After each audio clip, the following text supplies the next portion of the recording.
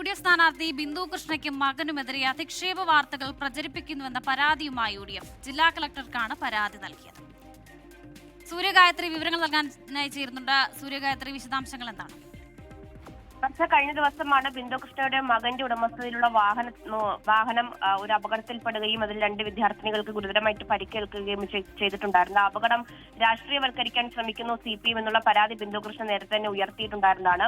അതിലാണിപ്പോൾ ബിന്ദു കൃഷ്ണയ്ക്കും മകനുമെതിരെ വലിയ തരത്തിലുള്ള അധിക്ഷേപ വാർത്തകൾ പ്രചരിക്കുന്നുണ്ട് എന്നതിലാണ് UDF പരാതി നൽകിയിരിക്കുന്നത്. തെറ്റായ വാർത്തകൾ പ്രസിദ്ധീകരിക്കുന്നു, കൊല്ലം മണ്ഡലത്തിലെ വോട്ടർമാരെ സ്വാധീനിക്കാൻ ശ്രമിക്കുന്നു, അതുകൂടാതെ സമൂഹ മാധ്യമങ്ങളിൽ നടക്കുന്ന വ്യക്തിഹത്യക്ക് എന്നിവയ്ക്കെതിരെ ാണിപ്പോൾ ജില്ലാ കളക്ടർക്ക് UDF പരാതി നൽകിയിരിക്കുന്നത്. UDF കേന്ദ്ര തെരഞ്ഞെടുപ്പ് കമ്മിറ്റി ചെയർമാൻ AK ഹഫീസിന്റെ നേതൃത്വത്തിലാണ് ഇപ്പോൾ പരാതി നൽകിയിരിക്കുന്നത്.